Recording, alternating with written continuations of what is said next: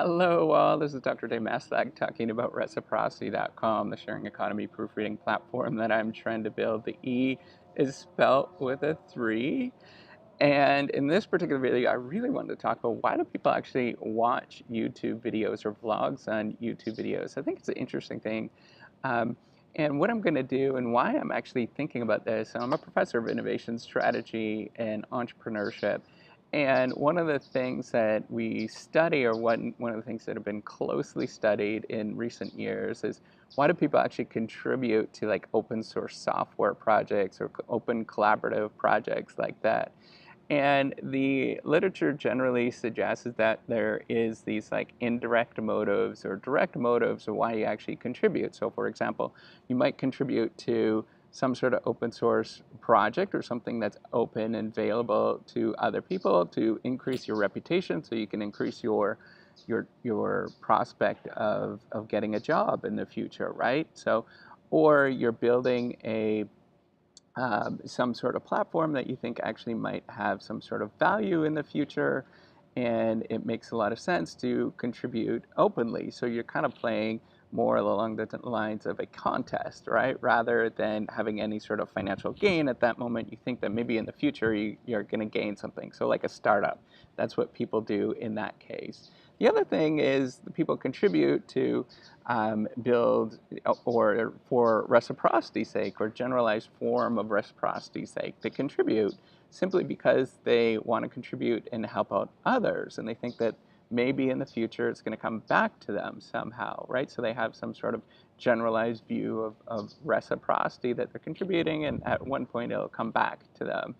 Um, the other thing that's interesting, or what people could suggest, is that there is just for the heck of it, that they're doing it for fun and learning and contributing in these open source platforms.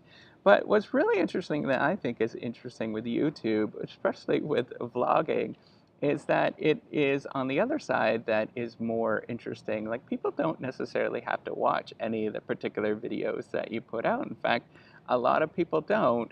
But there is always unique people that have unique interests that are watching the YouTubes that are put out. And it's kind of a weird thing that people actually do that, right?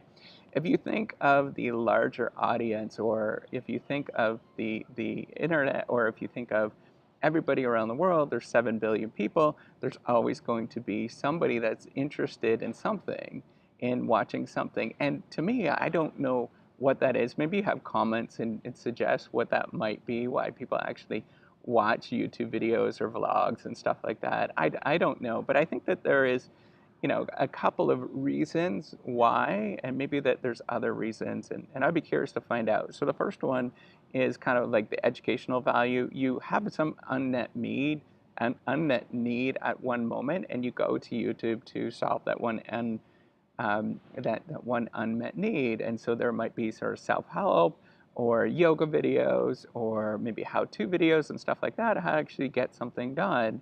And those videos are very, very helpful. The other one is kind of just entertainment, sort of vlogs.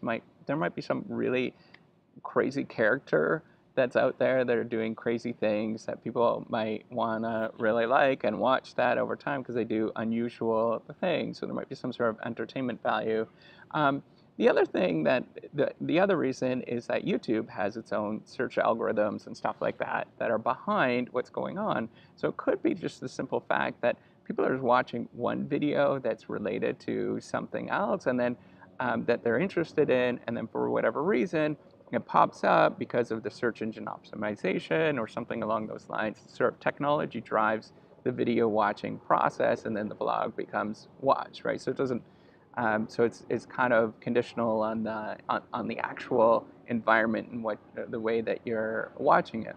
So why I think this is kind of an interesting phenomenon that's going on right now is that, say, 10 years ago, there wasn't this option.